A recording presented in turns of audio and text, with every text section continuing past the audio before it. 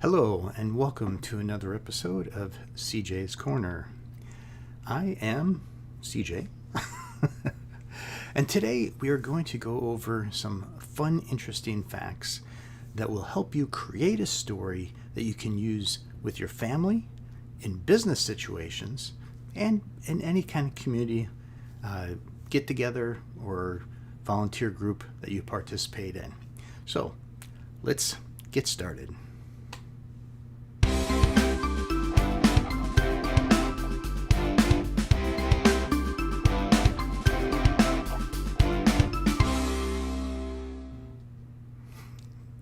Okay, today we're going to go over these things that are right coming up here.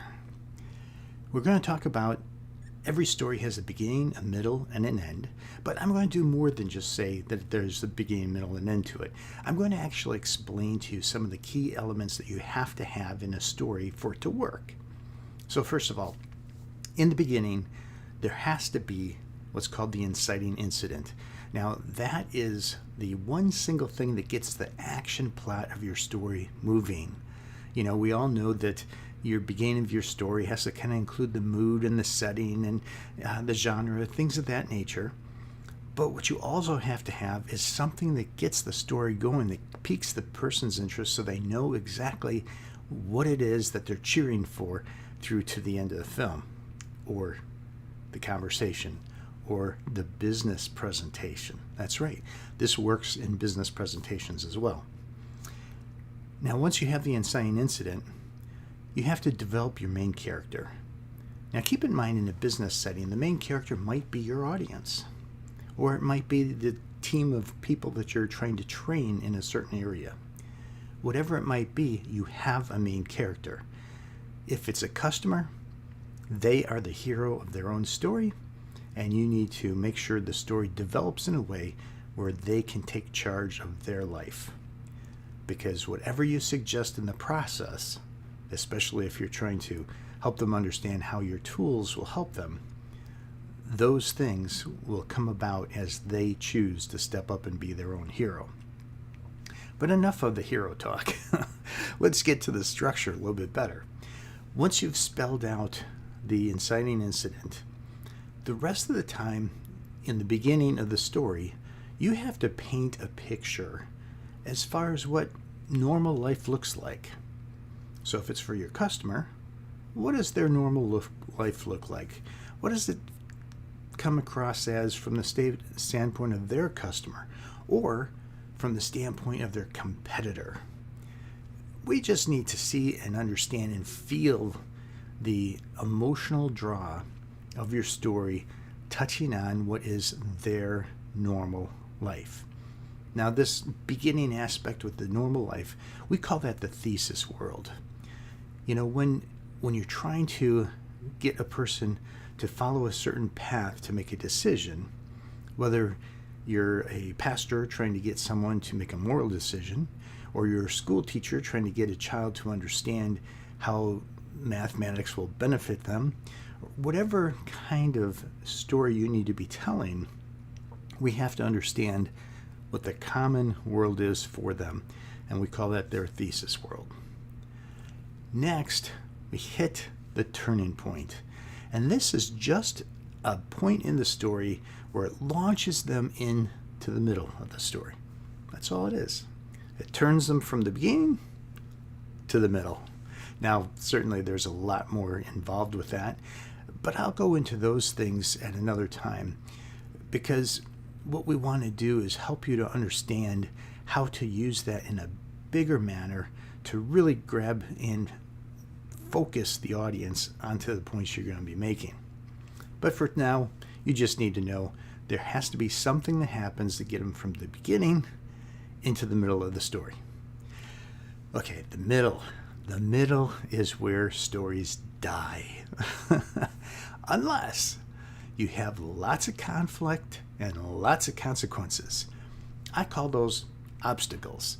Your main character has to be able to face down obstacles, figure out how to get over those obstacles, and in doing so, they learn, they develop, they figure out how to make life easier for themselves moving forward. And sometimes they find out how to take help from other people at just the right time in their lives. So all of that is more developmental. The obstacles are to enrich the person, the main character, the hero. It is meant to develop them to become a more mature person, a person that makes better business decisions, makes better moral decisions, makes better family decisions, whatever it might be. Now, as that is coming to a close, and typically the number of obstacles determines the length of your story. So if you're in a business setting and you only have 5 to 7 minutes, 1 or 2 quick obstacles is sufficient. If you're telling a major motion picture story, clearly you need to have your obstacles be one after another, always getting more intense and just upping the stakes. If it's a family story, you might only need 1 obstacle. It depends on the main point that you're trying to make. So keep in mind, the more obstacles, the longer the story. You got the idea. Okay, then it comes to the end of the middle, and at that point you have to have a conflict or consequence that hits the wall. At that point, they make that final decision, that hero character, that main character, they make that one final decision based on the growth that they've experienced through the obstacles. And all of a sudden, they win. The true American story. The win is the climax. That's the party moment. That's the shebang. Now, here's the thing. When you hit that win, you have to go somewhere with it. To the end. You have to get to the end of the story. Now, keep in mind, this is where people also tend to kill off their story. They think that, okay, the win has happened, but let's play with it a little bit. Let's expand it. No. Once your point is clear and strong, that is when you need to jump in there and make sure that you know what? I just saw this note here. How long should it take to get to each of the parts? Oh, that's a great question. Each part is going to be based on the amount of time you have. So if you have been given 5 minutes and someone says during your speaking engagement or your business meeting, tell us in 5 minutes what's going on, you'll want to divide it up into 4 segments. The beginning will be a fourth or a quarter of your time. The ending will be a quarter of your time. And the middle will be 50% of your time. Now, because it's 50%, chances are you're going to have at least 2 obstacles. That means 25% for each obstacle. So that's a great question. You definitely want to be in a situation where you only take the amount of time you need. Now, frankly, I had a speaking engagement years ago that just freaked me out. I was suddenly speaking in a place where I had never spoken before, with a group of people I had never met, and I had gone through such an emotional situation that as I started my story, my emotions took over, and I spent 75% of my time on the beginning of the story. And you know what happened? Nobody learned a thing. They were just like, because I never got the story launched. It never went anywhere. So you definitely want to make sure that if you divide your story, your overall story up into 4 parts, the beginning and the end, and then you got 2 segments to work with for your obstacles in the middle. So great question. Glad you asked it. Okay, so when it comes to the climax, getting back to my original point, once you hit that party moment, once you hit that big reveal moment, the solution moment, whatever it is, depending on who you're speaking to, at that point, you need to get to the end as fast as possible because people don't want to wait around. Now, I just said, as an example, the end could be 25% of your time. But in a business setting, you want it to be less than 25%. So there's a little caveat for you. The reason is you want to move into Q&A as fast as you can from a business standpoint, because you can't close the deal unless you know their need, unless you know how they think it might affect them, and you can start to get some understanding of how that will work. So at the end, you have to resolve your story. You have to make sure that people feel good at the end, that your story is a good story.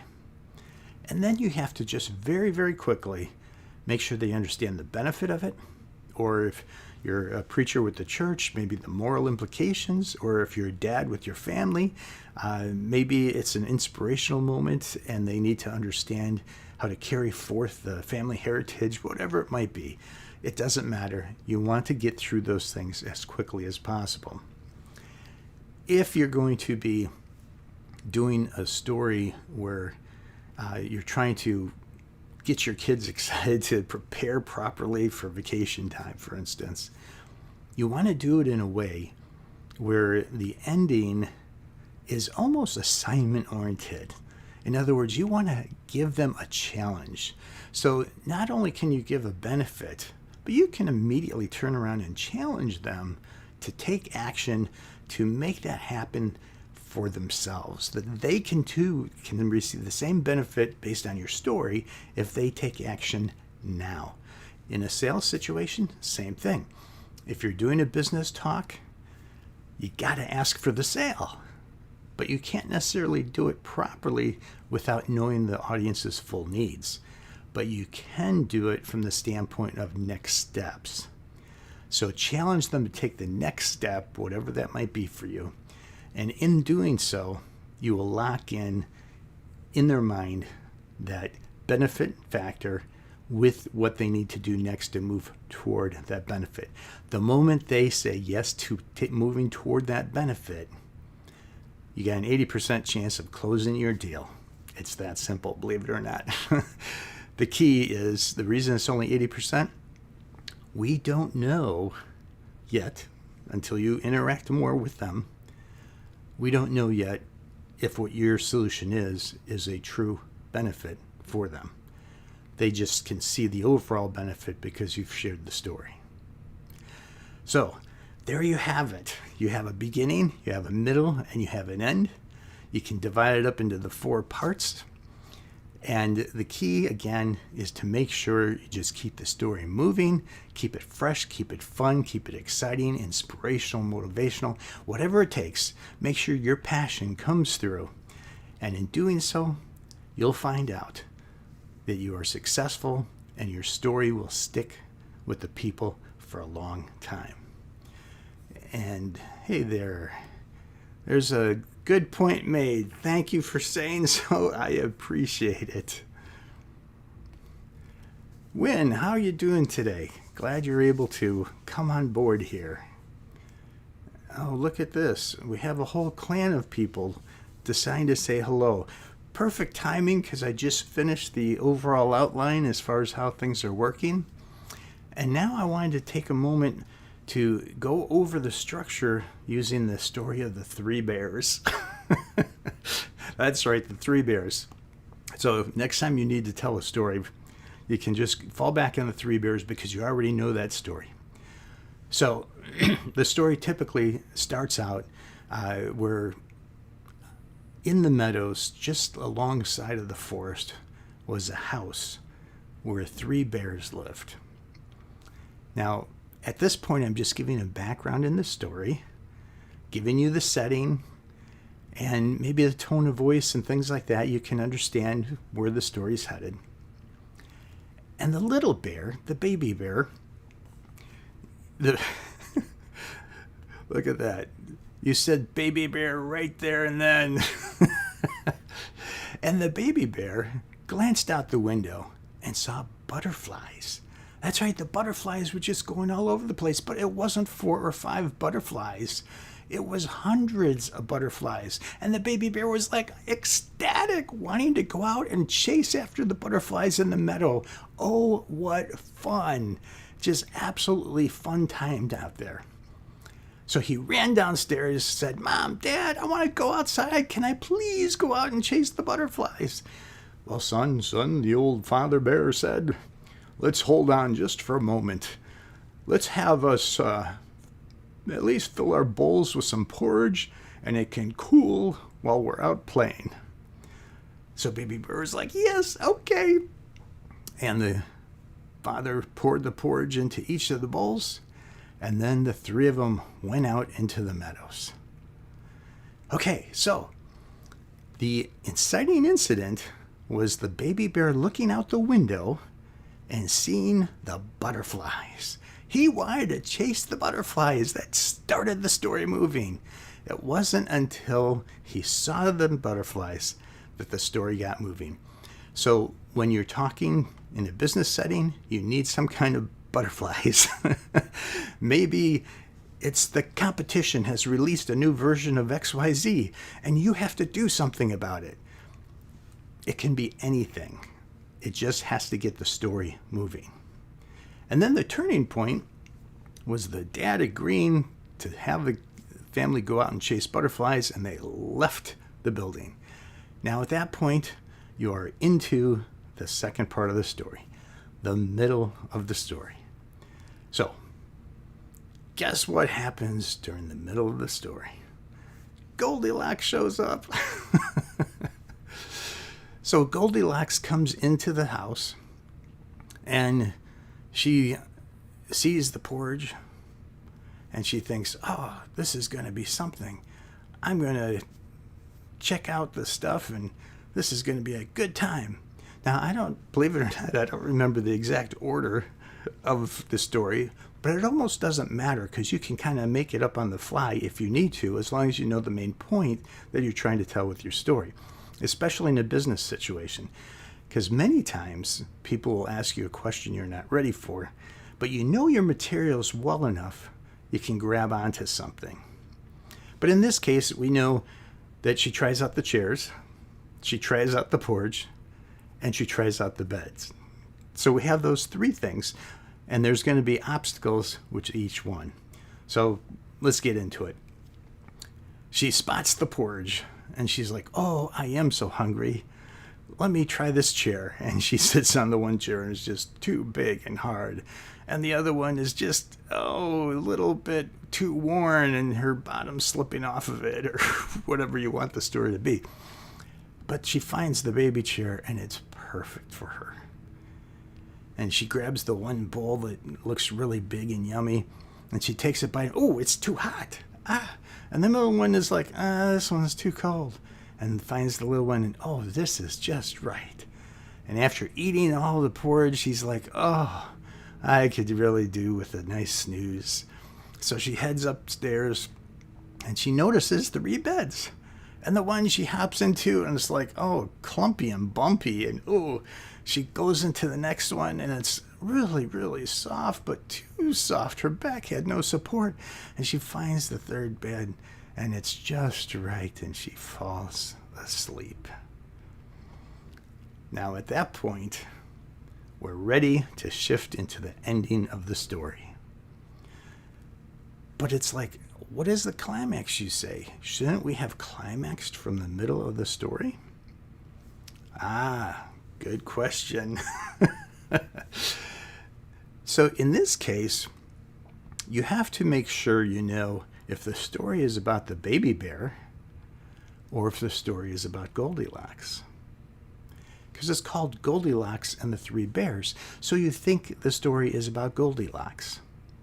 But the story started with the little bear getting the story moving.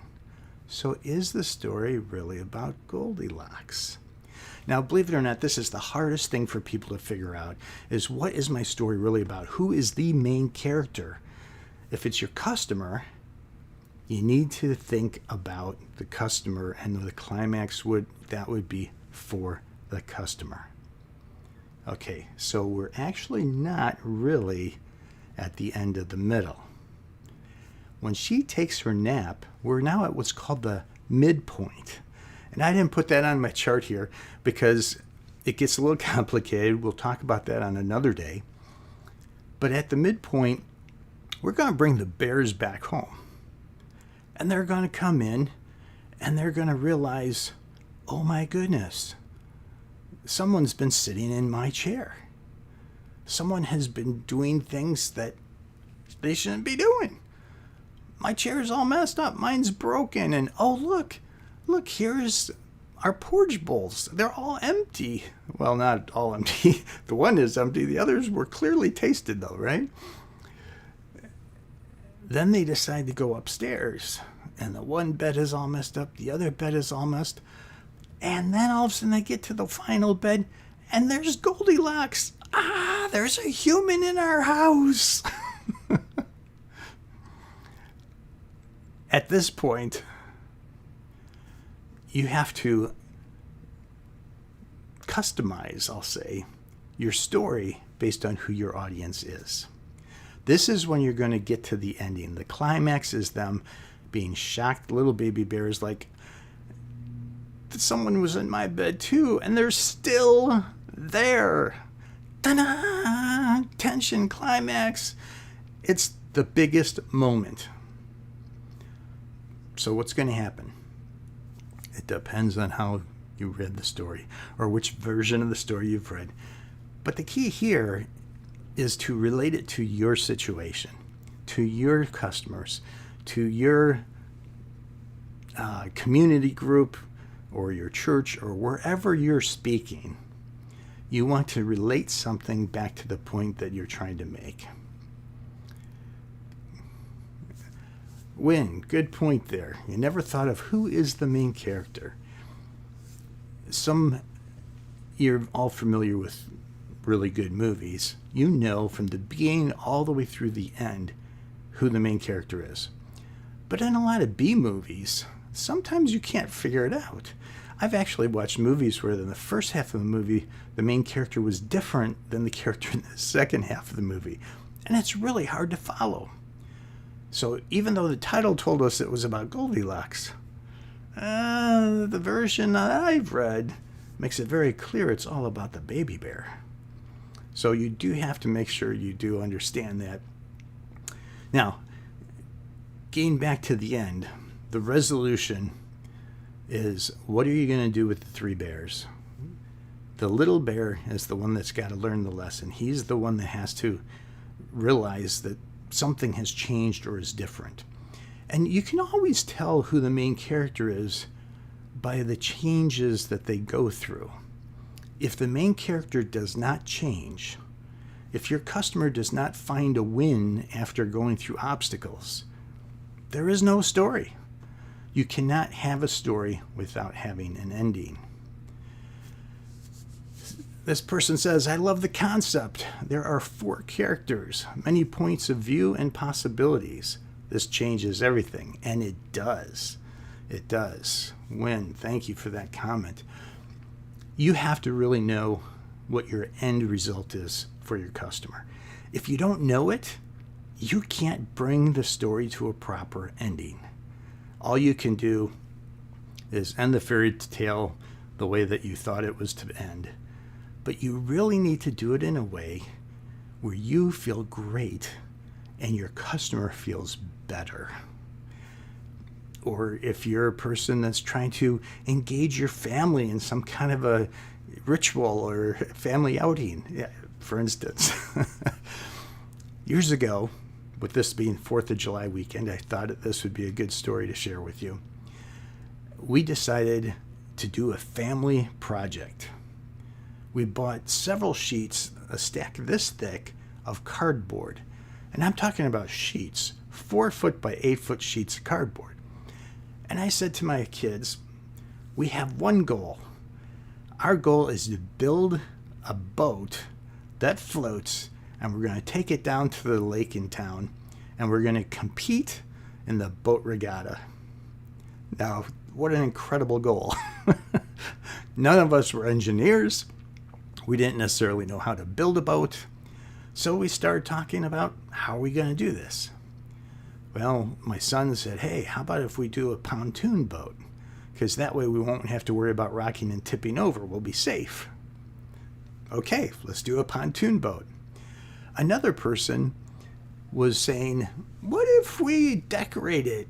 Why don't we make it look like an island with a big palm tree growing out of it and wonderful leaves and coconuts? And we're like, yes, we'll be decorative. Hopefully we can win best design, float design. Anyway, our family of 5 went through all that information. We started building it, and building a cardboard boat took a lot of effort and energy. It was a big boat. Bigger than we should have made.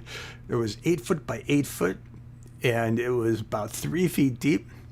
So when we placed it in the water, when it came time for our heat in the race, we placed it in the water. The pontoons were so big. I mean, I think it was like we designed it out of a hexagon pattern, and from top to bottom of the hexagon, it was about 18 inches. Well, that meant it was so buoyant that only about 4 or 5 inches was in the water. Everything else was above the water, and it never dawned on us that we would have to reach our paddles way down to reach the water. So it was very difficult for us to paddle and move that boat forward. And they had a live commentary. It was broadcast on the radio, and they were all joking about our island because we were moving as slow as molasses. It was a weird moment. Thank you, Win. Anyway, the bottom line was we had a blast. We had lots and lots of fun. However, we learned that if we want to race, we would have to build the boat as low to the water and as shallow as possible to have the greatest amount of speed. Because when you're up tall and you have a big coconut tree in the middle, when the wind hits, that acts like a sail. And if the wind's going the wrong direction because we didn't have a rudder, your island shifts away. It was quite amusing. Anyway, that was a long time ago. Our family has always done crazy stuff like that. Someday I'll tell you about the float we built and put in our local parade. But back to the ending. The resolution has to be something the audience wants to feel good about. They have to understand how it relates to them. And if it's attached with a benefit or a challenge, all the better, because that challenge, of course, gives those next steps. So in the case of the little bear, the version I was told growing up was not the version you were told growing up. However, the little bear realized that he had to take care of certain things to make sure what he owned was always taken care of properly and that no one else could destroy it because they wouldn't be able to get to it without his permission. That's the version that I was told. Very different than most of you, I'm sure. However, that story stuck with me for a long time, and I understood the moral and the benefit of it, that I needed to take care of things. What's interesting is that there's a lot of people that learned from fairy tales. One aspect, I saw a graduation talk that a Navy person gave. He basically said that if you want to be successful in life, you have to get a lot of little wins to begin with. And he talked about how every successful person he knows makes their bed first thing every morning, no matter what, because it gives you the first win of the day. And the more care you put into it, the more you are happy and you well receive it when you come home at night and you're exhausted and you want to go to bed, and you get to your bed and it's pristine and nicely laid out and it's very welcoming and, that type of thing. He says, plus you don't have to worry about the bugs or anything else because it's made properly. I read another book not too long ago about what makes multimillionaires multimillionaires, and it's the discipline in their life. And every interview within the book, they asked, what are the key things that you do every day that turned you into the kind of person that could make multi-millions? And every one of them said, I started by making my bed every single morning. So there's a discipline that comes with that, that becomes that moral of the story. And that's kind of the way that story was told to me. So yes, the story ending is going to be very interesting based on how you sculpt it in any way you want to fit your audience based on the next steps you want them to take. Now, if I was really prepared, I would say my next steps for you is to go home and to practice one story this week that you can tell to a friend or to a customer that you can actually get them to feel inspired and take a next step. And subscribe, ring the bell. Make sure you're around for next week when I talk about some other story secrets that will help you. Because after all, my goal on this show is to make sure that you learn the techniques needed to captivate, engage, and influence your audience. It's been great being with you today. I'll see you next week.